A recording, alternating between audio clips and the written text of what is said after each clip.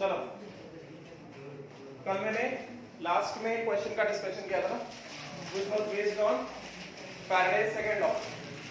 ठीक है, आज वहीं से आगे बढ़ेंगे। मैंने हेडिंग लिखवाई थी calculation of thickness of coated layer.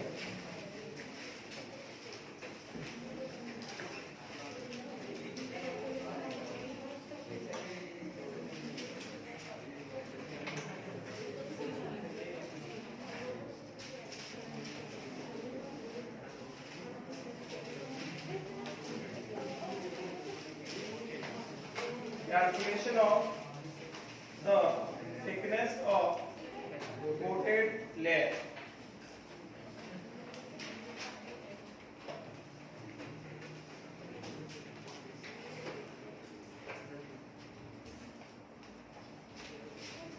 चलो,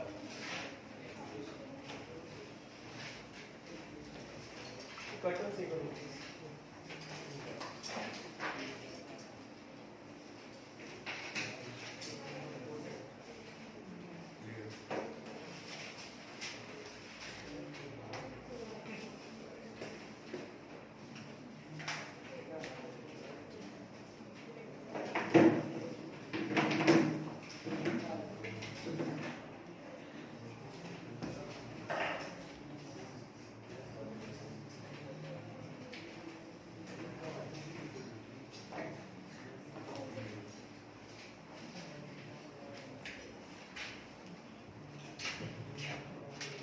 चलो, write down calculation of thickness of coated layer. बहुत सिंपल है। Calculation of the thickness of coated layer.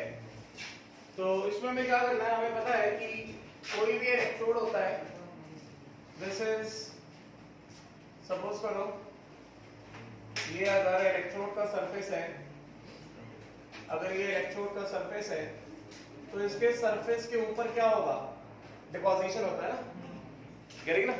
तो सपोज करो अगर ये बोर्ड इलेक्ट्रोड का सरफेस है, कट से विंडो बंद करो, कट से अगर ये इलेक्ट्रोड का सरफेस अगर इसके ऊपर डिपोजिशन होगा तो डिपोजिशन इसके ऊपर होगा, इसके ऊपर डिपोजिशन होगा तो वो इस डायरेक्शन में आगे बढ़ेगा, डिपोजिशन इस डायरेक्शन में आएगा। मतलब जब डिपोजिशन होना स्टार्ट हो जाएगा तो उसका क्या हो जाएगा, थिकनेस आ जाएगा। समझेगा, गेटिंग। तो this is the surface of electrode and इसके ऊपर जो लेयर जो डिपॉजिट होगा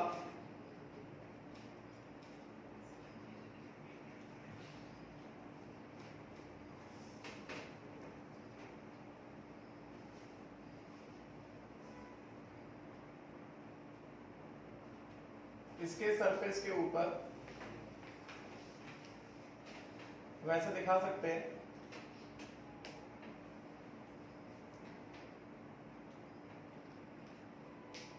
that this is the deposited layer। ऐसे और इसको ऊपर से ऐसे we can show it like this। समझ में आया क्या, गेटिंग ना, राइट। तो अगर ये जो है ये हो गया length of electrode n centimetres, length हो गया, ये क्या हो गया, ये विड्थ हो गया 20 सेंटीमीटर्स। तो थिकनेस ऑफ कोटेड लेयर कहां पे आएगा, ये आएगा, दिस इज t सेंटीमीटर्स। समझेगा, गेटिंग। तो इधर पे t सेंटीमीटर्स क्या है, t centimetres, this is the thickness of coated layer. समझेगा। और यहां पे हम ऐसे दिखा सकते हैं, मतलब ये जो मैंने ये जो थिकनेस का पार्ट दिखाया या फिर ये जो स्ट्रिप का थिकनेस का पार्ट दिखाया है, इसको हम दिखा सकते हैं दैट, या ऊपर से ऐसे दिखा दो ऊपर वाला पार्ट ऐसे दिखा दो, this is the coated layer, या फिर ऐसे बोल सकते हैं कि शेडेड पोर्शन, ऐसे जैसे मैप में हम लोग इंडेक्स बनाते थे ना, ये ऐसा शेडेड पोर्शन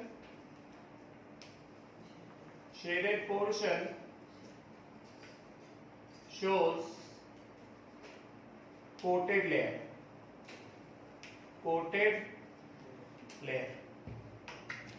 समझेगा भाई।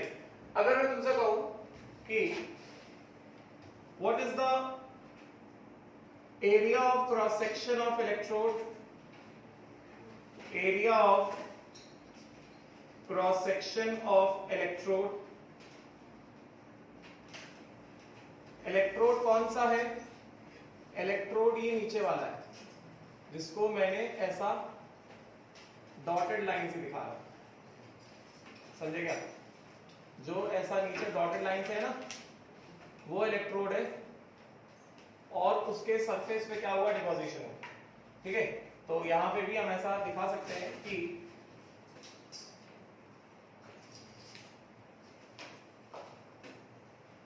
ऐसा इंडेक्स बना के बता दें, ये जो मैंने डॉटेड लाइन में ऐसा दिखाया है, दिस इज द इलेक्ट्रोड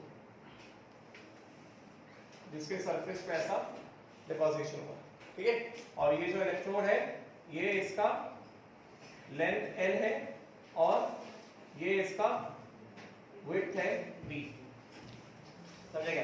तो area of cross section of electrode क्या हो गया, A इज इक्वल टू कितना, L into B centimetre square, समझेगा? Get it? And next, if I ask you what is the volume of coated layer, volume of coated layer, इसके ऊपर coating आया ना, तो कोटिंग वजह से कैसा हो गया, ऐसा थिक हो गया नहीं, तो कितना थिकनेस है वो तो T है, तो टोटल वॉल्यूम कितना होगा निकाल सकते हैं। वॉल्यूम ऑफ कोटेड लेयर क्या होगा, area of cross section into thickness, getting ना, area of cross section into thickness T, मतलब क्या, L into B into T centimetre cube, कैसा ना। अब फैराडेज लॉ के हिसाब से हमें पता है, ऑल्सो गिवन क्या है, गिवन इसमें सपोज करो मेटल M कोट हो रहा है, this is the electrode, getting ना, और हम लोग कंसीडर कर लेते हैं कि consider metal M gets coated, metal M gets coated on electrode surface, ऐसा मान लेते। तो density of coating, density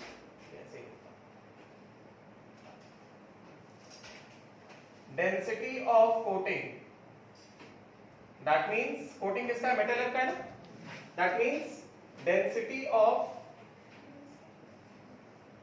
M, ये पर सपोज करो कितना दिया गया है, D ग्राम पर centimetre cube, density of M कितना है, D ग्राम पर सेंटीमीटर क्यूब दिया गया, ठीक है। तो फ्रॉम फैराडेज लॉ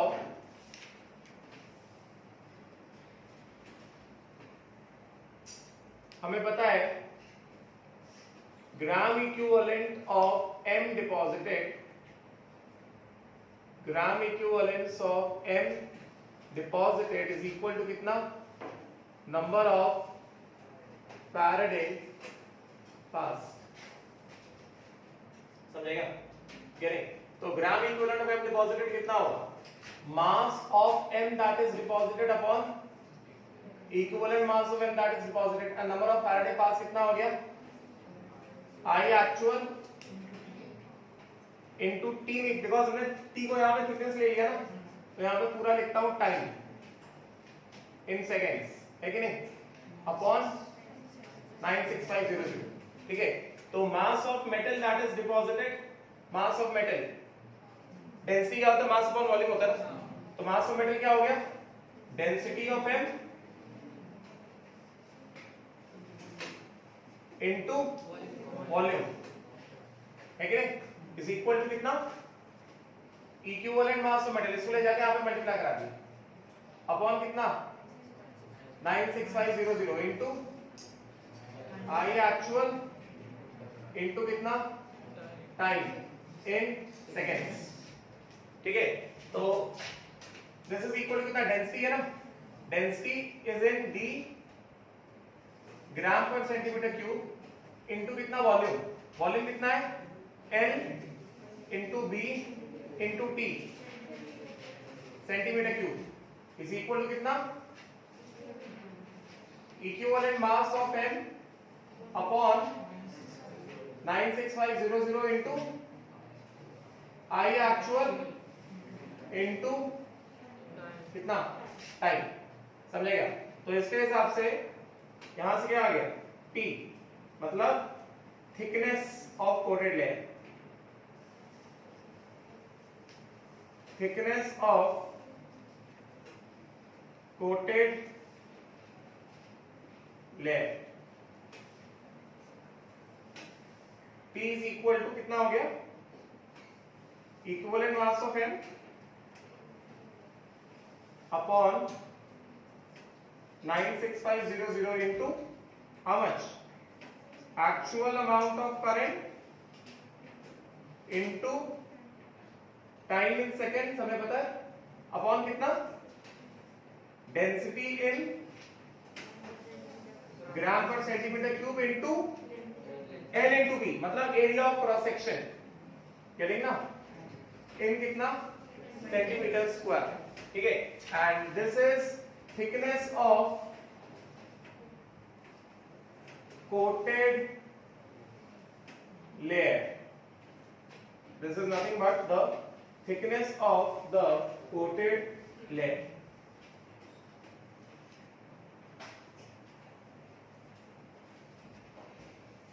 बात समझ में आ गया, क्लियर हो गया, जल्दी करो।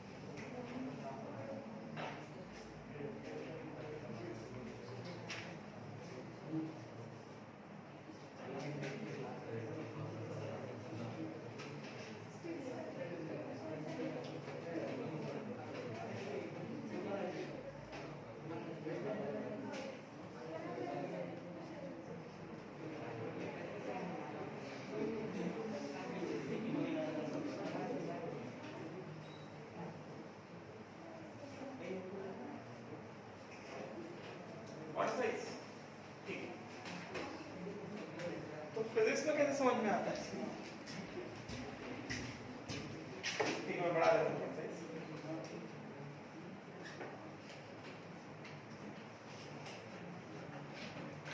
जल्दी करो।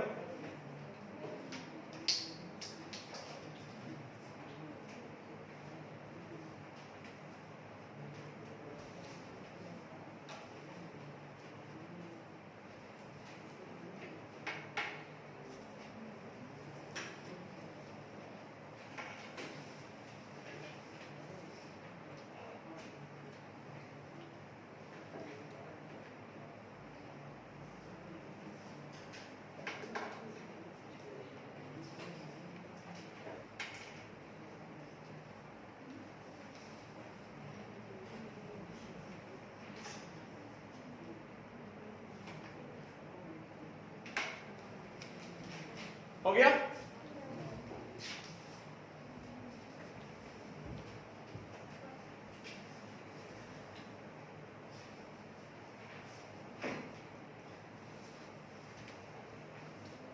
नाउ यहीं पे नीचे लिखता हूं।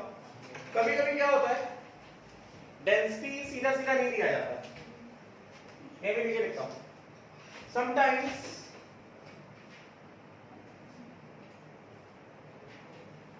density of metal is not given। तो अगर डेंसिटी ऑफ मेटल गिवन नहीं है, इंस्टेड क्या दिया रहता है? Instead gram atomic mass GAM of coated metal given रहता है, and radius of coated metal atom given होता है। समझेगा? तो उससे हम लोग क्या कर सकते हैं? We can find out the density। किस तरह से? Density of metal M is equal to कितना? Mass of is equal to mass of one atom of M upon volume of one atom of M। तो एक atom का मास कितना होगा? हमें ग्राम मोलर मास दिया है, ग्राम एटॉमिक मास दिया, मतलब एक मोल एटम्स का मास दिया गया। तो एक एटम का मास कितना होगा? Gram atomic mass by Na, है कि नहीं? Divided by volume of one atom, मतलब डिवाइडेड बाय कितना? 4/3 पाई आर क्यूब। इस तरह से क्या होगा? डेंसिटी आ जाएगा। This volume is in centimetre cube and this mass is in grams. समझेगा? इस तरह से हमारे पास डेंसिटी निकल आए। क्लियर हो गया? बात समझ में आई क्या? राइट?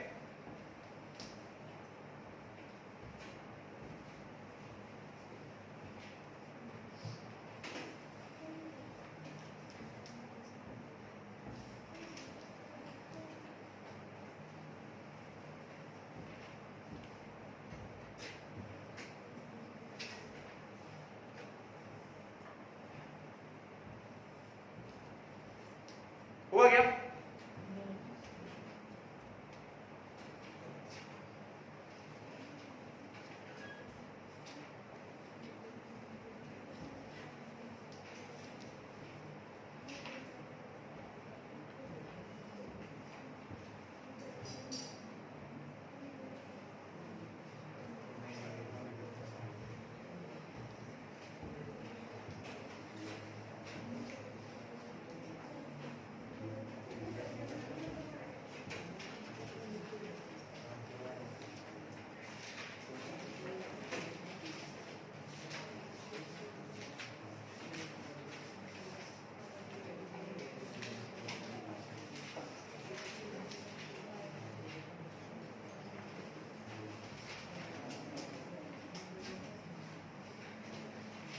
इस तरफ का हो गया। How many still writing on this side? ये वाला पार्ट भी कितने लोग कर रहे हैं? जल्दी करो, क्वेश्चन कराता हूं फिर इसका। ये हटाता हूं, एक क्वेश्चन दे रहा हूं based on thickness of coated layer.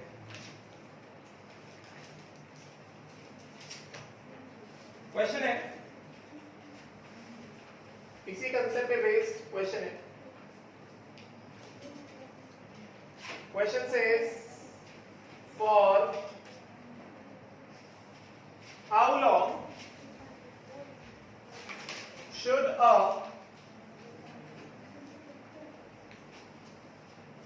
current of 3 ampere to be applied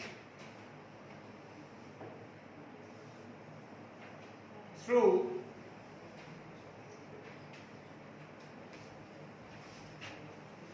a solution of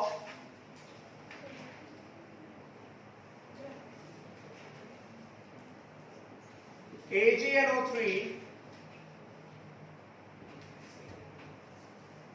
to coat a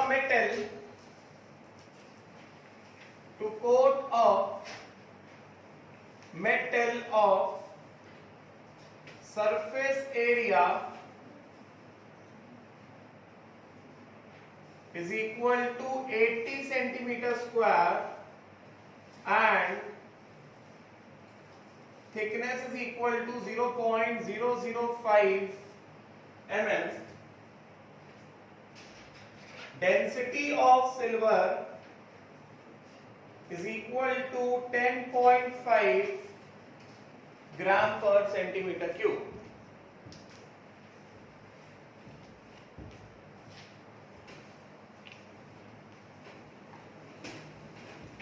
We have done. Start solving. क्या पूछ रहे? फॉर हाउ लॉन्ग मतलब करंट, फॉर हाउ लॉन्ग मतलब time पूछ रहे ना। A current of 3 ampere should be applied through a solution of AgNO3 to coat a metal of surface area, मतलब coating का सरफेस एरिया कितना होगा? 80 सेंटीमीटर स्क्वायर होगा और कोटिंग का थिकनेस कितना होगा? 0.005 mm होगा। तो एरिया दिया है और थिकनेस दिया है, गेटिंग ना? हमें क्या चाहिए? टाइम चाहिए। डेंसिटी ऑफ सिल्वर दिया गया कितना? 10.5 ग्राम पर सेंटीमीटर क्यूब। तो होगा क्या? सिंपल, ये वाला फॉर्मूला यूज हो जाएगा। चल इसको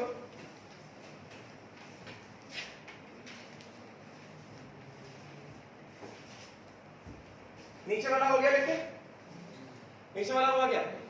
तो ये हटा देता हूं। गिवन है gram atomic mass of silver, gram atomic mass of silver ये दिया गया है 108 grams. Gram atomic mass of silver हमें दिया गया है 108 ग्राम्स। तो सीधा सीधा हमें यहां पे दिख रहा है, इसी कंसेप्ट के हिसाब से हम करने वाले हैं।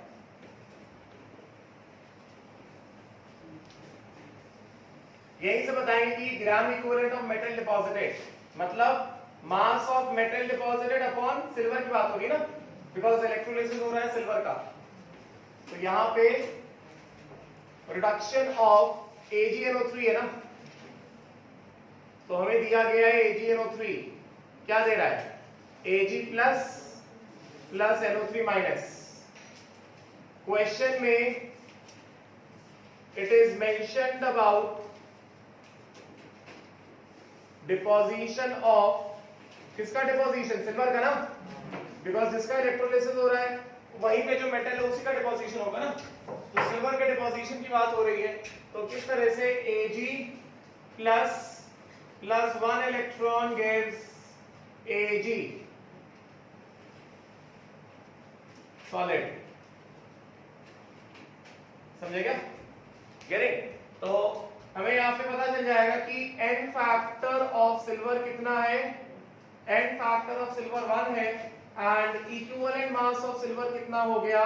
Molar mass of silver 108 by 1 which is कितना? 108 ग्राम्स। ठीक है, तो सीधा सीधा gram equivalence of silver is equal to कितना? Faraday pass. देखो जितने भी फॉर्मूले आ रहे हैं सब फॉर्मूले इसी वाले इक्वेशन से आ रहे हैं, गेटिंग ना? तो थिकनेस ऑफ कोटेड लेयर का फॉर्मूला नहीं भी याद होगा कोई प्रॉब्लम नहीं है, इससे आ सकता है. So gram equivalent of silver कितना हो गया, मास ऑफ सिल्वर अपॉन कितना, equivalent mass of silver is equal to कितना, Faraday pass I into T upon current actual into time upon कितना 96500. ठीक है, हमें यहाँ पे मास ऑफ सिल्वर है ना, तो मास ऑफ सिल्वर क्या हो जाएगा, density is equal to mass upon volume. तो मास ऑफ सिल्वर कितना हो गया, density of silver in gram पर centimetre cube into volume in कितना सेंटीमीटर क्यूब, कितना हो गया, मास हो गया upon equivalent mass of silver, है कि नहीं. इक्विवेलेंट मास ऑफ सिल्वर कितना हो गया 108 ग्राम्स. या फिर जो फॉर्मूला हमें नोन है उसके फॉर्म में एक बार ले आते हैं. Mass of silver is equal to equivalent mass of silver upon 96500 into actual current into कितना टाइम. ठीक है, and this mass is equal to density into volume. Density कितना है 10.5 ग्राम पर सेंटीमीटर क्यूब इनटू वॉल्यूम कितना है, area of cross section into T, thickness T centimetre cube is equal to कितना, equivalent mass divided by, अच्छा यहां पर कुछ नहीं था, is equal to equivalent mass of silver. Equivalent mass of silver कितना हो गया 108 अपॉन कितना 96500 इनटू टाइम. करंट कितना है 3 एंपियर है इनटू टाइम. हमें ये टाइम निकालना है, टाइम इन सेकंड्स आएगा. एरिया ऑफ क्रॉस सेक्शन कितना दिया गया 80 सेंटीमीटर क्यूब दिया है और थिकनेस कितना दिया है 0.005 mm, मतलब कितना 0.005 by 10 सेंटीमीटर्स, बिकॉज डेंसिटी ग्राम पर सेंटीमीटर क्यूब में है. तो एरिया भी किसमें दिया गया, सेंटीमीटर में दिया गया है, तो थिकनेस भी किसमें पड़ेगा, सेंटीमीटर में पड़ेगा ना. ठीक है, तो just put all the values. ये हो गया 10.5 इनटू एरिया कितना हो गया 80 इनटू थिकनेस कितना आ गया, थिकनेस आ गया 5 इनटू 10 की पावर -4 हो गया ना, 5 इनटू 10 की power -4 which is equal to कितना 108 upon 96500 into 3 into time in seconds. तो टाइम निकालो, तो ये तो आ जाएगा, बहुत सिंपल है. तो कितना टाइम के पास किया जाएगा, टाइम इन सेकेंड्स कितना हो गया ये 10.5 इंटू 80 इंटू 5 इंटू 10 की पावर -4 इंटू कितना 96500 डिवाइडेड बाय कितना 108 into 3. Solve and find out seconds में.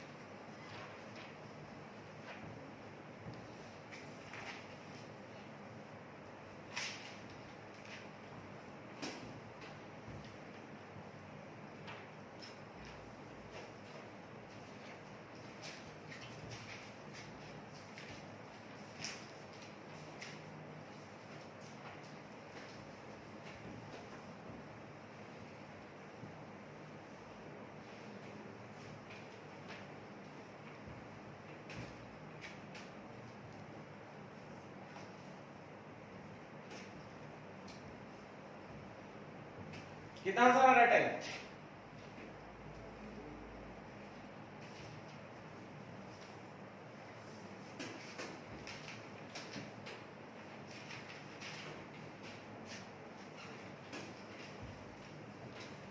ये आएगा time is equal to 10.5 into 80 into 5 into 96500 into 10 की पावर -4 अपॉन 108 इंटू 3.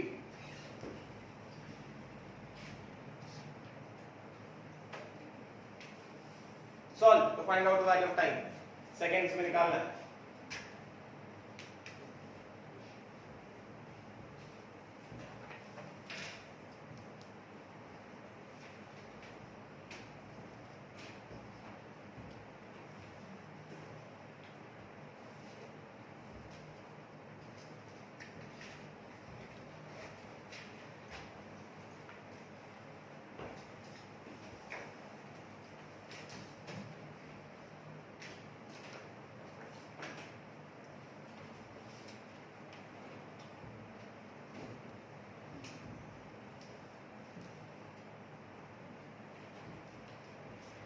किया मल्टीप्लाई? अरे 0 0 काटो ना, 1 2 3, ये कटेगा, कितना आएगा? 10 की पावर -1 आएगा। क्या करना है इसमें? 10.5 into 8 into 5 into 965 into 10 की पावर -1, 8 into 5 क्या होगा? 40 होता है, तो 8 into 5 हो गया 40। तो ये 0 और ये फिर कटा अपॉन 108 into 3, इतना क्या टाइम लग रहा है? ये अप्रोक्सीमेशन में काटो ना, ये गया पॉइंट, इधर आया 10, 105 108 कट गया, कितना हो गया?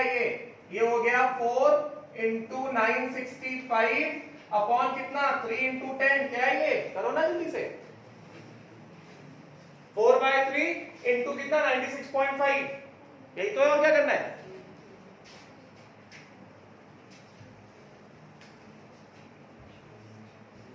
इसको 96.5 को 96 ले लो, फिर से अप्रोक्सीमेशन कर दो, 32 आ जाएगा।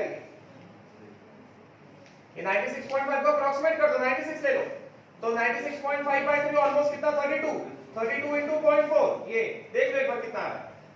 उसमें 10.5 और ये 965, हाँ ये हो गया 96.5, 96.5 को अप्रोक्सीमेटली कर दो 96, कितना आ जाएगा? 32 हो गया, 32 into 4 ऑलमोस्ट 128 के आसपास आएगा। इतना टाइम क्यों लगता है मल्टीप्लाई करने में? समझे क्या? तो दिस इज ऑलमोस्ट अप्रोक्सीमेशन से निकाला है, 128 सेकेंड आ रहा है। समझे क्या? अप्रोक्सीमेशन से किया है, कितना आ रहा है? 128 के आसपास, ठीक है? चलो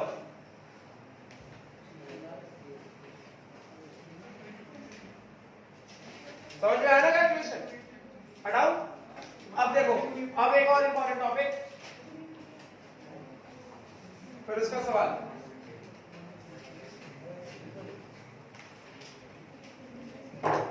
electrolysis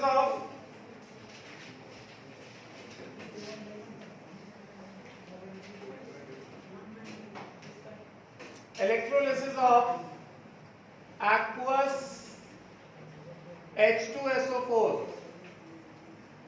using platinum electrodes.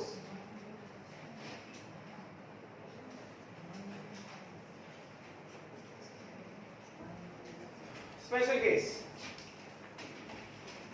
aqueous H2SO4 का इलेक्ट्रोलिसिस। तो पहले स्टेटमेंट ही मैं लिख देता हूं, during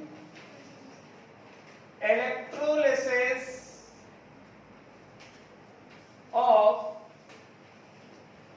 H2SO4, that means sulphuric acid, जब सल्फ्यूरिक एसिड का इलेक्ट्रोलिसिस होता है यूजिंग, बात ना करो, प्लैटिनम इलेक्ट्रोड्स मतलब इनर्ट इलेक्ट्रोड्स, देन H2S2O8 मतलब पढ़ाया ना ये H2S2O8, पर oxy disulphuric acid is formed. H2S2O8 का स्ट्रक्चर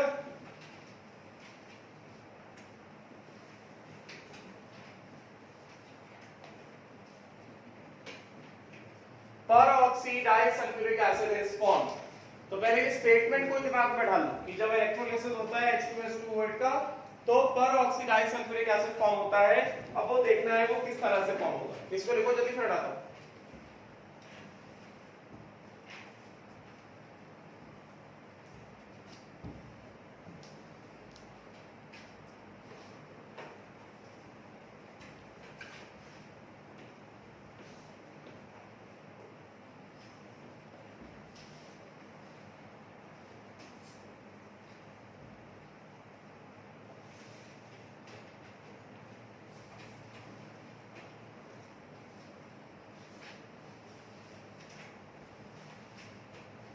लिखा, ड्यूरिंग इलेक्ट्रोलिसिस ऑफ H2SO4 पर oxy disulphuric acid is formed. हटा दो, राइट? नाउ अब देखो किस तरह से होगा। यहां पे क्या होगा, H2SO4 है, इंपॉर्टेंट है, H2SO4, this will give what, 2H plus aqueous plus SO4 minus 2 aqueous, ठीक है, एंड बिकॉज aqueous सॉल्यूशन है तो H2O क्या देगा, 2H plus aqueous plus H plus aqueous plus OH minus aqueous, ठीक है। अब यहां पे क्या होगा, एट प्लैटिनम एनोड, यहां पे जो ऑक्सीडेशन ऑफ रिएक्शन होंगे, दो ऑक्सीडेशन ऑफ रिएक्शन होंगे। पहला ऑक्सीडेशन ऑफ रिएक्शन जो होगा वो अकर होगा एट एनोड, एनोड पे होगा। सल्फेट और OH माइनस में किसका ऑक्सीडेशन होने वाला है, OH माइनस का होने वाला है। किस तरह से होगा, 4OH minus, this will give 2H2O plus O2 gas is evolved plus 4 electron। ये जो होता है, this occurs at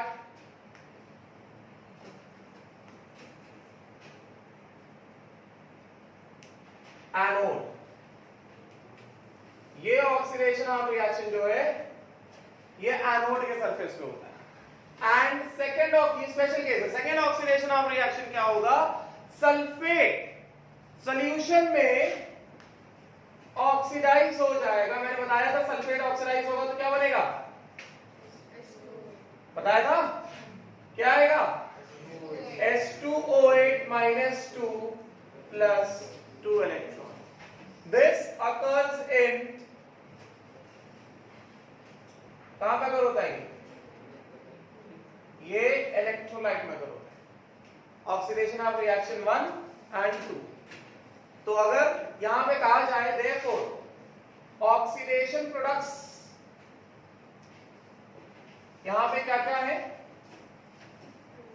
यहां पे ऑक्सीडेशन प्रोडक्ट्स क्या है, एक है ऑक्सीजन गैस, इसमें आया है ऑक्सीडेशन ऑफ रिएक्शन ए में आया है, और दूसरा ऑक्सीडेशन प्रोडक्ट क्या है, H2O8 minus 2 है, जो कि एक्वस सॉल्यूशन में आया। समझे क्या, अभी एक्वस सॉल्यूशन में तो H+ है ना, एक्वस सॉल्यूशन में H+ तो पड़ा ही हुआ है ना, और एक्वस सॉल्यूशन में H2O8 minus 2 बन गया। तो ये जो H2O8 minus 2 है, this will combine with 2H+ in the solution to form H2S2O8। समझेगा, इस तरह से बनता है इलेक्ट्रोलिसिस ऑफ H2SO4। अभी बस ऑक्सीडेशन ऑफ रिएक्शन है, इलेक्ट्रोलिसिस ऑफ H2SO4 किया तो H2S2O8 आएगा, बिकॉज़ ये H2O8 minus 2 आ गया, H2O8 minus 2 ये सॉल्यूशन में पड़े H+ के साथ क्या करेगा, कंबाइन कर जाएगा और क्या बना लेगा, H2S2O8 बना लेगा। समझेगा, राइट। अभी उसके बाद यहां पे एट प्लैटिनम कैथोड क्या होगा, बताओ जरा, एक ही कटायन है, H+ है, क्या होगा, 2H+ plus 2 electron gives H2 gases evolved। yes or no? तो इलेक्ट्रोलिसिस ऑफ H2SO4 में अगर हम लोग फैराडे लॉ लगाते हैं, use Faraday law in electrolysis of H2SO4, electrolysis of H2SO4 में हम लोग फैराडेज लॉ लगाएंगे तो क्या होगा, number of Faraday pass is equal to कितना, summation gram equivalents of oxidation products is equal to कितना, gram equivalents of reduction product, यही होगा, है कि नहीं। तो यहां पे अगर हमने फैराडे लॉ लगाया तो this Faraday pass is equal to कितना, I actual into T upon 96500 is equal to gram equivalence of oxidation product. क्या क्या है? Gram equivalence of O2 plus gram equivalence of H2O8 minus 2 is equal to कितना? Gram equivalence of H2। ये electrolysis of H2SO4। Oxidation product दो है, oxygen और H2O8 minus, and reduction product से फिर so gram equivalence of oxidation products मतलब gram equivalence of O2 plus gram equivalence of H2O8 minus 2 is equal to कितना? Gram equivalence of H2। बात समझे क्या? लिखो जल्दी से क्वेश्चन करा दो।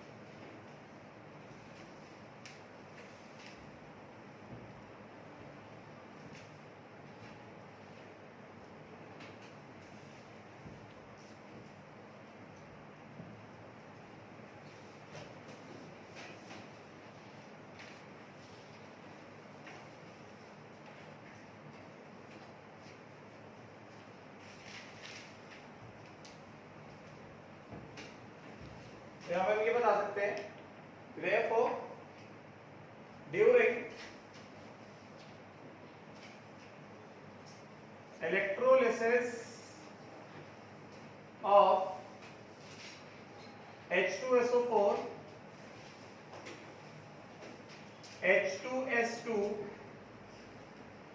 O8 is formed while H2 and O2 are byproducts. They are the byproducts.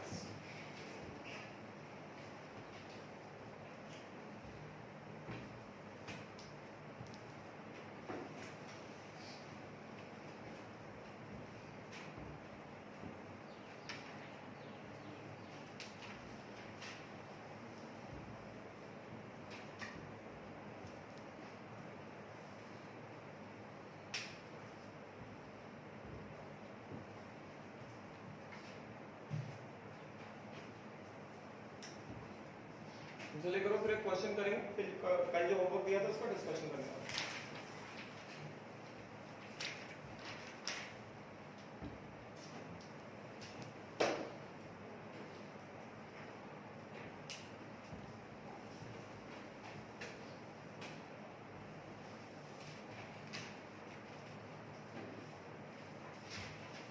हटाओ उसको, चलो क्वेश्चन लिखो पहले।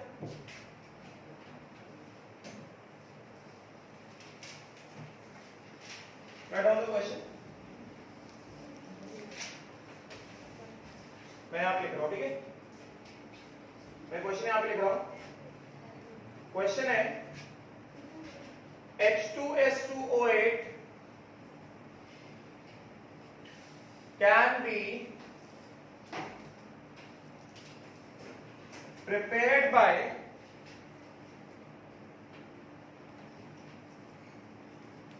electrolytic oxidation of H2SO4 as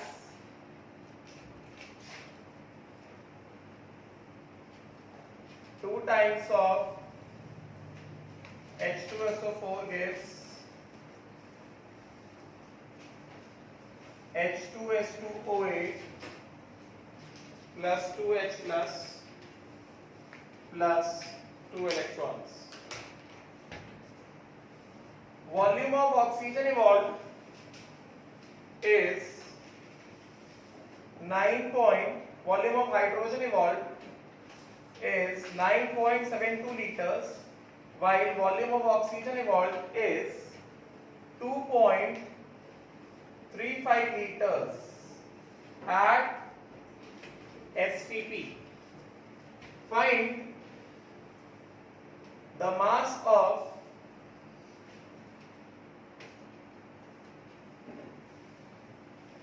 H2S2O8 formed. We have to find the mass of H2S2O8 that is formed.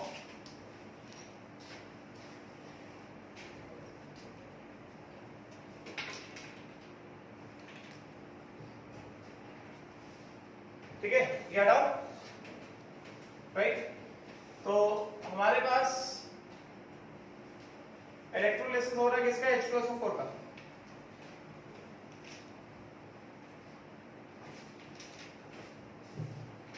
तो यही होगा, electrolysis में H2SO4 हो रहा है, मतलब यही होने वाला है। और फैराडेज लॉ यही लगेगा, फैराडेज लॉ जो यही लगने वाला है ना, यानी ना, राइट। तो एक बार तुमने लिखा तो हुआ, चलो फिर से, अच्छा बेकार ही बता दिया भाई, तो ठीक है, चलो फटाफट लिख देता हूं कि एट प्लैटिनम एनोड दो ऑक्सीडेशन ऑफ रिएक्शन होंगे, 4OH minus gives what? 2H2O plus O2 plus 4 electron and 2 times of sulfate gives what? H2O8 plus 2 electron. ये ऑक्सीडेशन ऑफ रिएक्शन हो गए। Then at platinum cathode, cathode पे क्या होगा? Cathode पे होगा 2H plus 2 electron gives H2, ठीक है। तो Faraday's law, therefore number of Faraday passed will be equal to कितना? Gram equivalence of hydrogen will be equal to कितना? Gram equivalence of oxygen plus gram equivalence of H2O8 minus 2, यही होगा, है कि नहीं? हमें यहाँ पे नंबर ऑफ फैराडे पास तो नहीं दिया गया, क्या दिया गया? वॉल्यूम ऑफ हाइड्रोजन दिया गया और वॉल्यूम ऑफ ऑक्सीजन दिया गया, ठीक है। तो सीधा सीधा ये क्या हो जाएगा? देखो हम लोग इसको इक्वल करा दे, gram equivalence of hydrogen is equal to कितना? Volume of hydrogen upon equivalent volume of hydrogen, और किसमें दिया गया है? एसटीपी पे दिया गया है। तो फिर इक्विवेलेंट वॉल्यूम ऑफ हाइड्रोजन क्या हो जाएगा? Molar volume by N factor. STP पे मोलर वॉल्यूम कितना होगा? 22.4 litres, N factor of hydrogen कितना दिख रहा है? 2 है ना, तो कितना हो गया ये? 11.2 लीटर्स हो गया ना। सो इक्विवेलेंट वॉल्यूम ऑफ हाइड्रोजन कितना आ गया? 11.2 लीटर्स आ गया। उसी तरह से gram equivalence, similarly gram equivalent of oxygen क्या हो जाएगा? Volume of oxygen upon equivalent volume of oxygen. हमें यहाँ पे कंडीशन क्या दिया गया है? एसटीपी दिया गया है। तो equivalent volume of oxygen and STP कितना हो गया? Molar volume by N factor. STP पे मोलर वॉल्यूम कितना होता है? 22.4। ऑक्सीजन का एन फैक्टर कितना दिख रहा है? 4 है। कितना हो गया? 5.6 लीटर्स। तो हमने क्या किया? हमने दोनों की इक्विवेलेंट वॉल्यूम्स को निकाल लिए। अभी फैराडेज लॉ को लगा देते हैं, ठीक है। तो उससे क्या आ जाएगा हमारे पास? ग्राम इक्विवेलेंस ऑफ H2O8 - 2 आएगा। फिर देखते हैं क्या करना है। तो क्या हुआ? ग्राम इक्विवेलेंस ऑफ हाइड्रोजन, ये अपने पास आया gram equivalence of hydrogen is equal to कितना, gram equivalence of oxygen plus gram equivalence of H2O8 minus 2। Gram equivalence of hydrogen कितना हो गया, volume of hydrogen, volume of hydrogen कितना आ गया, चलो यहां पे पहले लिख देता हूं, volume of hydrogen upon equivalent volume of hydrogen is equal to कितना, volume of oxygen upon equivalent volume of oxygen plus कितना हो गया, ग्राम इक्विवेलेंस ऑफ H2O8 minus 2। तो वॉल्यूम ऑफ हाइड्रोजन कितना दिया गया, 9.72 upon equivalent volume of hydrogen STP कितना निकाला हमने, 11.2 is equal to volume of oxygen कितना दिया गया, 2.35 upon equivalent volume of oxygen कितना आया, 5.6 प्लस कितना, gram equivalence of H2O8 minus 2। इसको सॉल्व करोगे तुम्हारे पास क्या आएगा, ग्राम इक्विवेलेंस ऑफ H2O8 minus 2 ये आ जाएगा 9.72 अपॉन 11.2 माइनस कितना, इसको भी 11.2 बना देगा, ऊपर नीचे दोनों मल्टीप्लाई करा दे 2 से, यस और नॉट, कितना हो जाएगा ये 4.7 अपॉन 11.2 है कि नहीं। तो इसको मैंने लिख दिया 2.35 into 2 अपॉन 5.6 into 2। चलो ऐसे लिखते हैं, नहीं तो आधे लोगों को समझ नहीं आएगा कि ये किया क्यों। इसको सॉल्व करो जरा, ये क्या देगा तुमको, ग्राम इक्विवेलेंस ऑफ H2O8 minus 2। इसको सॉल्व करो, ये आएगा 0.448। चेक करो जरा कितना आ रहा है, क्या इसके आसपास कहीं आना चाहिए, चेक करो जरा। हमें मास निकालना है H2SO8 फॉर्म, हमने ग्राम इक्विवेलेंस ऑफ H2O8 minus 2 निकाल लिया, ठीक है। पहले इसको चेक करो, इतना आ रहा है क्या, इसके आसपास आ रहा है क्या, अप्रोक्सीमेशन में कर लो ना, ये कितना हो गया 9.72 अपॉन 11.2 माइनस ये कितना है 4.7 अपॉन 11.2। सो 9.7 माइनस 4.7 कितना हो गया 5.02 अपॉन 11.2। तो ऑलमोस्ट हाफ के आसपास है ना, ऑलमोस्ट हाफ के आसपास है। तो मैंने 0.448 के आसपास लिख दिया है। तो हमारे पास ये क्या आ गया, ग्राम इक्विवेलेंस ऑफ H2O8 minus 2 तो आ गया। क्वेश्चन लिख के नहीं हटा दूं, तो ये अपने पास आ गया, ग्राम इक्विवेलेंस आ गया। अभी हमें ये पता है, हमें मास चाहिए ना, हमें मास चाहिए H2SO8 का। तो क्लियरली हमें दिखाई दे रहा है कि सिंस अगर हम बात करें H2SO8 की, तो H2SO8 क्या होता है 2H plus plus H2O8 minus 2।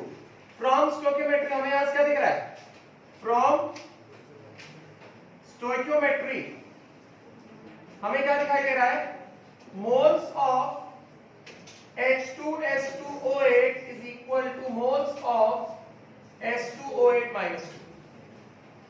तो ग्राम इक्विवेलेंस आए तो सीधा सीधा यहां से क्या कर लिया जाए, ग्राम equivalence of H2O8 minus 2 is equal to n factor into moles, moles of into moles of H2O8 minus 2 कितना आ गया 0.448 is equal to n factor कितना है 2 into moles of H2O8 minus 2।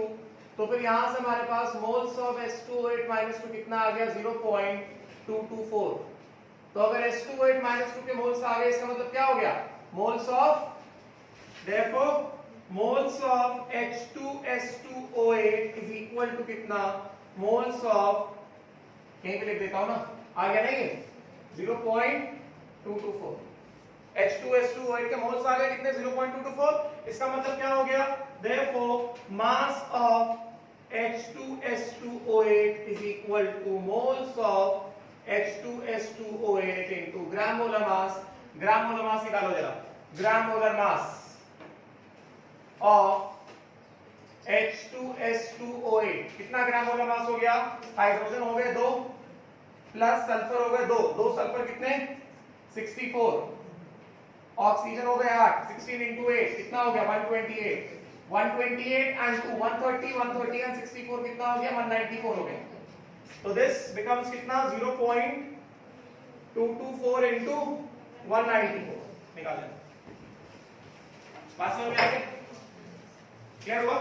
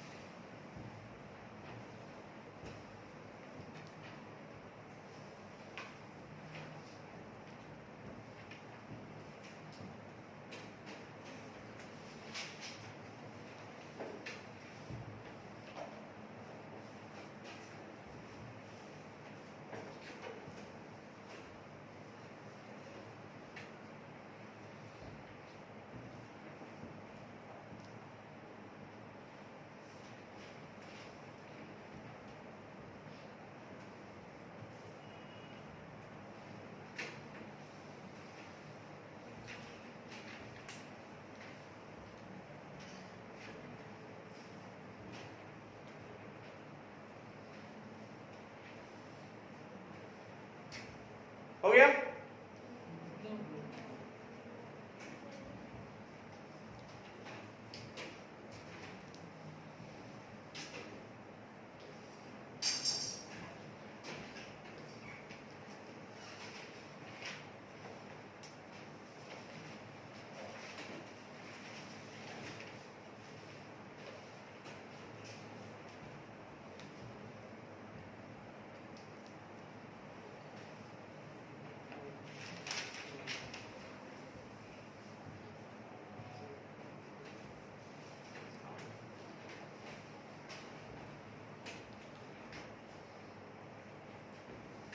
आयामास कितना आ रहा है?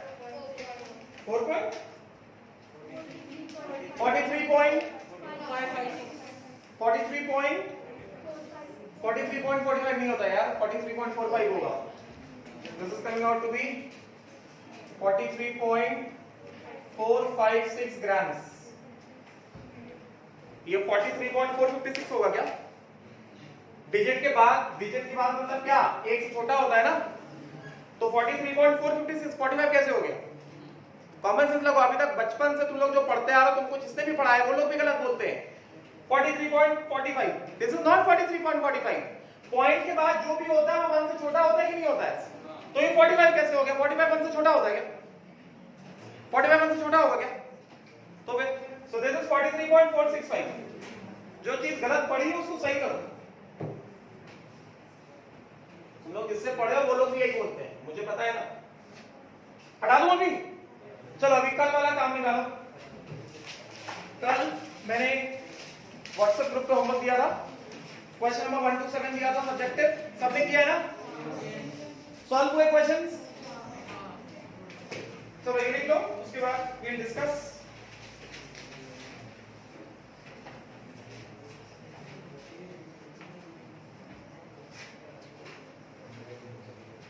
हो गया क्या? Aman is still writing. Please hurry up. बाकी लोग हम निकालें। तो स्टार्टिंग के जो क्वेश्चंस है वो क्वेश्चंस बहुत इंपॉर्टेंट है, उस तरह के क्वेश्चंस एग्जाम में आते हैं जो सब्जेक्ट के जो सिंपल सिंपल क्वेश्चंस है ना, कितना मोल इलेक्ट्रॉन तो कितना एयर प्लस में डिपॉजिट होगा, उस तरह क्वेश्चंस इंपॉर्टेंट। सॉल्व को क्या वो वाले क्वेश्चंस, उस तरह क्वेश्चन सॉल्व को क्या, अगर एक को भी डाउट होगा मैं पूरा डिस्कशन करूंगा प्रोवाइडेड तुमने सॉल्व किया। अगर तुमने सॉल्व नहीं किया है then I will not discuss. बताओ जरा question number 1 and 2। Question number 1 था find the charge in coulomb on 1 g ion of n-3। 1 g ion मतलब क्या 1 मोल है कि नहीं? पहला वाला क्वेश्चन आया क्या? फटाफट से चेक करो, अपना मेथड चेक करो। ये कह रहे हैं find the charge in coulomb on 1 मोल। ये तो सिंपल क्वेश्चन है, 1 मोल ऑफ n-3। गेटिंग एक n-3 के पास कितना चार्ज होता है? 3 इलेक्ट्रॉन का चार्ज है ना, तो 1 मोल के पास कितना चार्ज होगा? 3 into Na इलेक्ट्रॉन का चार्ज होगा। एक इलेक्ट्रॉन तो ये कितना हो गया? This is 3 into Na into electronic charge, मतलब this is what 1 mole electron ना, गेटिंग ना? या फिर दिस इज 3 मोल इलेक्ट्रॉन ना, तो 1 मोल इलेक्ट्रॉन पे चार्ज कितना होता है? 96500 फैराडे होता है, तो कूलम होता है, गेटिंग ना? मतलब 1 फैराडे। तो इतने में चार्ज कितना होगा? चार्ज इज इक्वल टू कितना? 3 faraday which is equal to 3 into 96500 coulomb. इस तरह से करना है, समझे क्या? इंपॉर्टेंट क्वेश्चन है, ठीक है? मैच किया ना आंसर? ऐसे किया, इसके अलावा कुछ और किया वो सब गलत है। इसके अलावा कुछ और किया है, कुछ और आंसर निकाला है, कोई और मेथड यूज किया, वो सब कुछ गलत है। सीधा सीधा है एक n-3 पे हमको पूछा जा रहा है 1 मोल n-3 पे चार्ज बताओ। 1 मोल को क्या लिखा गया है? 1 मोल को लिखा गया 1 g ion। 1 g ion मतलब मोल होता है।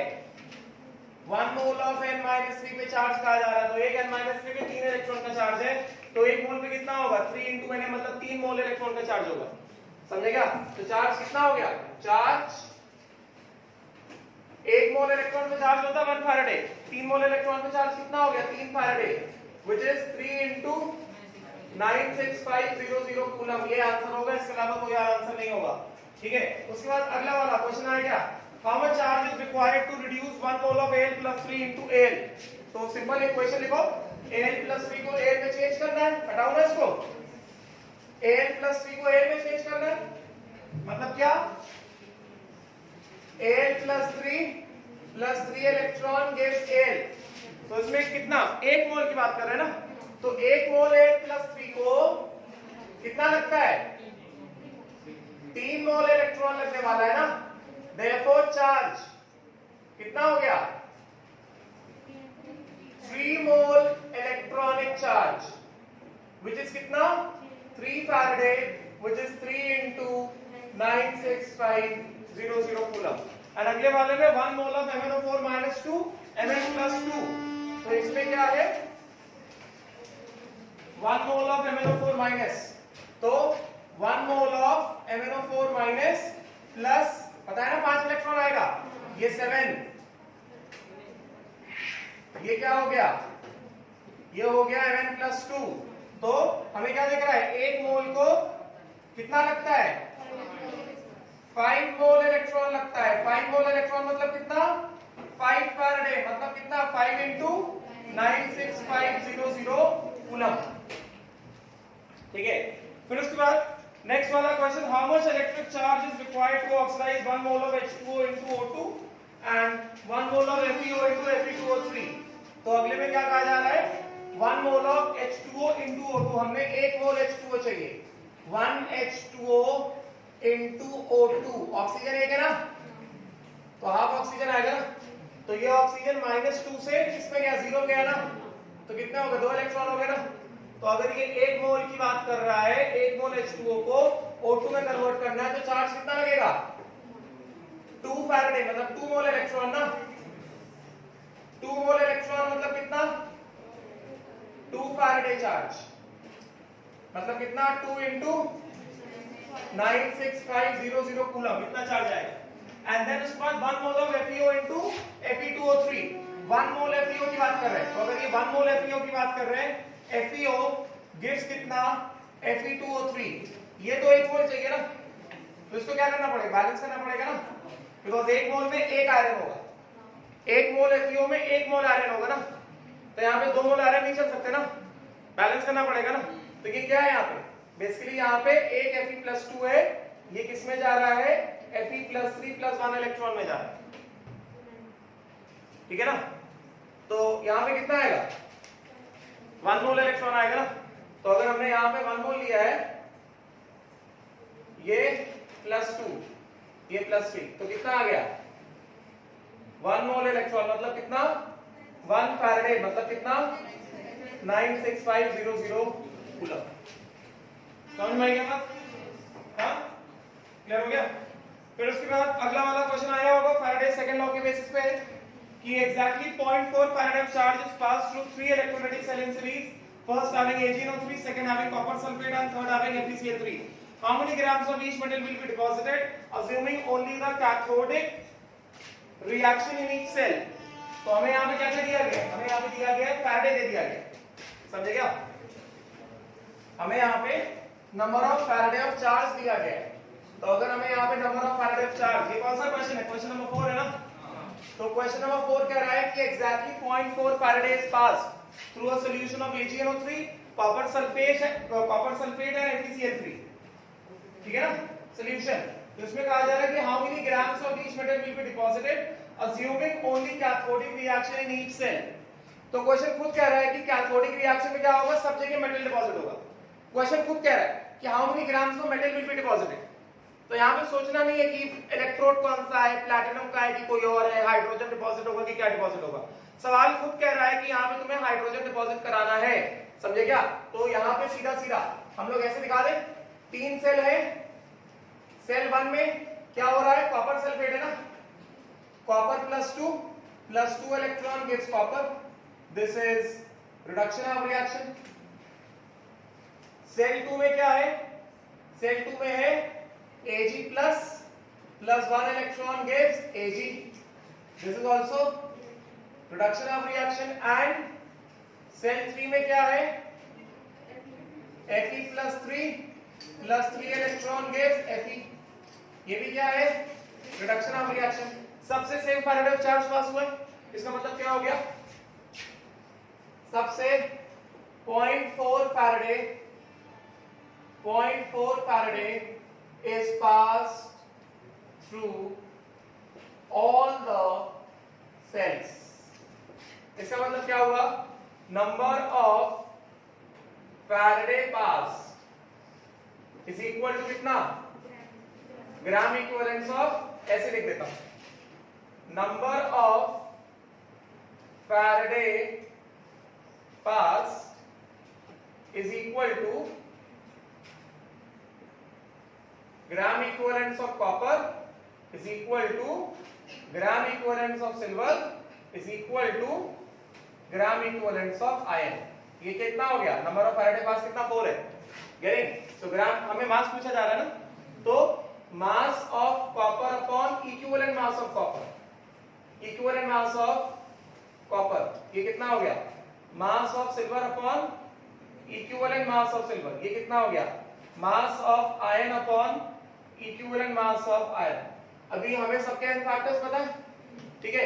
हमें ग्राम मोलर मास दिए हैं क्या, क्वेश्चन में ग्राम मोलर मास दिए हैं क्या, ग्राम मोलर मास नहीं दिए तो मैं दे देता हूं तुम्हें। अगर क्वेश्चन में ग्राम मोलर मास डेटा में नहीं गिवन है तो इसके हिसाब से क्या कर लोगे, इसके हिसाब से लिख लो, gram molar mass of copper is equal to 63.5, gram molar mass of silver is equal to 108 and gram molar mass of iron is equal to कितना, 56। तो इसके हिसाब से क्या हो गया, mass of copper upon equivalent mass of copper क्या होगा, molar mass of copper upon n factor, n factor कितना है, 2 है, समझे क्या, right. So equivalent mass of copper कितना हो गया, कितना हो गया, 63.5 by 2। Equivalent mass of silver कितना हो गया, ग्राम molar mass by n factor कितना आ गया 108 by 1. Equivalent mass of iron कितना हो गया ग्राम मोलर मास 56 by 3. ठीक है, तो ये हो गया 63.5 by 2 इज इक्वल टू कितना 0.4. नंबर ऑफ फैराडे पास ना, ये कितना हो गया मास ऑफ Ag अपॉन कितना 108 इज इक्वल टू कितना 0.4. और ये कितना हो गया मास ऑफ आयरन अपॉन कितना 56 इज इक्वल टू कितना 0.4. हाँ 0.56 by 3 which is equal to कितना, this is 108 by 1. and just find out the masses. है कि नहीं? क्लियर? समझ में आ गया? फिर उसके बाद अगला वाला क्वेश्चन सिंपल है. An electric current of 100 amperes is passed through a molten liquid NaCl. मतलब सिर्फ और सिर्फ क्या होगा Na plus and Cl minus. है कि नहीं? Right? For 5 hours. मतलब 100 amperes of current is passed for 5 hours. Find the volume of chlorine gas liberated at the electrode at STP. तो molten NaCl है. molten NaCl मतलब क्या, सिर्फ Na plus और Cl minus होगा और कुछ भी नहीं होगा. ठीक है, तो अगर सिर्फ Na plus और Cl minus है और कुछ भी नहीं है, इसका मतलब क्या हो गया NaCl liquid, this will give Na plus Cl minus and at anode because volume of chlorine कहाँ जा रहा है ना, कितना हो गया 2Cl minus gives Cl2 plus 2 electron gain. Therefore, gram equivalence of chlorine evolved is equal to I into T upon 96500. I into T. Sorry, gram equivalence chlorine, volume of chlorine upon equivalent volume of chlorine. Equivalent volume of chlorine. Equivalent volume किस पे चाहिए? STP पे चाहिए. N factor कितना है? 2 है ना? तो इसके हिसाब से equivalent volume of chlorine कितना हो जाएगा? Equivalent volume of chlorine कितना हो जाएगा? मोलर वॉल्यूम 22.4 STP भी चाहिए हमें. ये STP पे है अपॉन 2 which is कितना 11.2 liters. तो is equal to I into T upon 96500. हमें I दिया है, T भी दिया है. 5 hours. सॉल्व कर लो. इक्विवेलेंट वॉल्यूम ऑफ क्लोरीन को यहाँ पे मल्टीप्लाई कर दोगे, मतलब सीधा सीधा क्या आ जाएगा equivalent volume of chlorine upon 96500 into I into T. है कि नहीं? मल्टीप्लाई कर दो, आंसर आ जाएगा. ठीक है, उसके बाद अगला वाला क्वेश्चन आएगा 100 watt 110 volt lamp 100 watt power. Power क्या होता है? एनर्जी पर सेकेंड. है कि नहीं? राइट. एंड क्या दिया है? वोल्टेज दिया है. Yes not? वोल्टेज कितना दिया गया? 110. is connected in series with the electrolytic cell containing cadmium sulfate solution. What mass of cadmium will be deposited by the current flowing for 10 hours? So power is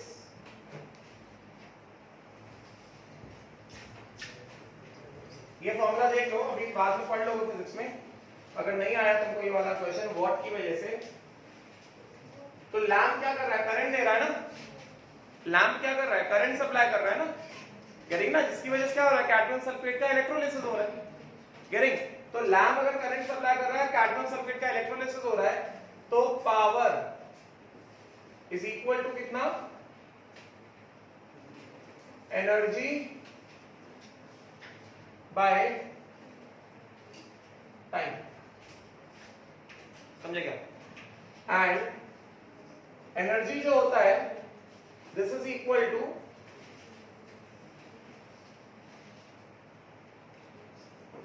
voltage into I into T, VIT मतलब voltage into charge. ठीक है, energy होगा voltage into charge divided by कितना? Time. तो ये time यहां से cut गया. समझेगा? तो पावर कितना दिया हमें? Therefore power is equal to कितना आ गया? V इंटू आई आ गया. पावर कितना दिया है? 100 watts is equal to voltage कितना दिया गया? 110 इंटू करंट. तो करंट कितना आ गया हमारे पास? 100 by 110 which is 10 by 11 amperes. तो ये अपने पास आ गया करंट। ये अगर हमारे पास करंट आ गया, अभी क्या हो जाएगा, cadmium +2 electron gas cadmium, because यही कहा जा रहा है ना मास ऑफ कैडमियम डिपॉजिटेड। तो सीधा सीधा क्या कर देंगे, फर्स्ट लॉ लगा दें सीधे सीधे, mass of cadmium is equal to equivalent mass of cadmium upon 96500 into I into T। Time दिया है क्या, टाइम दिया है क्या, 10 आवर्स दिया है। तो equivalent mass, molar mass of cadmium दिया है, इक्विवेलेंट मास ऑफ कैडमियम क्या हो जाएगा, molar mass of cadmium by 2। Molar mass of cadmium देना पड़ेगा, मोलर मास ऑफ कैडमियम देना पड़ेगा, नहीं दिया तो क्वेश्चन सॉल्व नहीं कर सकते। ये सब डेटा दिया जाता है क्वेश्चन में, ठीक है। तो जो भी है equivalent mass of cadmium upon कितना 96500 into I into T। Current कितना पास हो रहा है 10/11 इनटू टाइम कितना है 10 आवर्स है, मतलब 6 आवर्स है, 10 इनटू 3600 सेकेंड्स ना, because 1 hour is equal to 3600 seconds.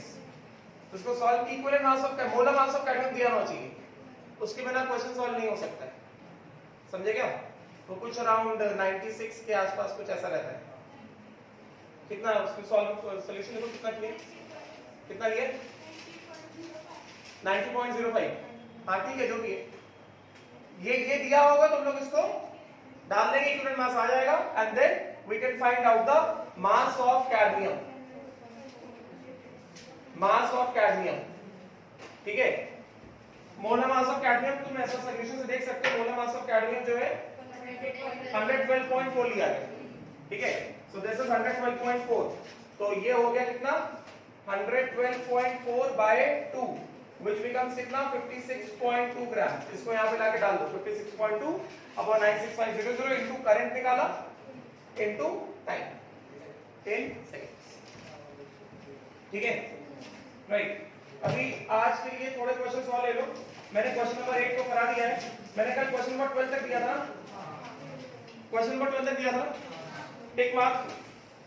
Page number 803, वही कल वाला जो पीडीएफ दिया था, page number 803, page 803, questions 13 to 16, page number 803। बाकी का डिस्कशन हम लोग कल करने वाले हैं, ठीक है, कल डिस्कशन होगा। तो कल चाहो तो इसका पीडीएफ भी लेकर आ सकते हो, फोटोकॉपी 3-4 पेज है ना, फोटोकॉपी निकाल कर ले आना, ठीक है। 803 question number 13 to 16, 804 page number 804, ये हो गया क्वेश्चन नंबर 17 to 20। कितना क्वेश्चन नंबर 18 मैंने कराई दिया है, इसका 17 to 20 दिया है। Question number 18 is done in class, समझे क्या, राइट। तो आज ये कर रहे हैं ना, ऑब्जेक्टिव मैंने दे दिया था कल ही, ठीक है। तो कल इसका पूरा डिस्कशन हो जाएगा। Faraday's law is over, Faraday's law is over, ठीक है। Will stop here, thank you.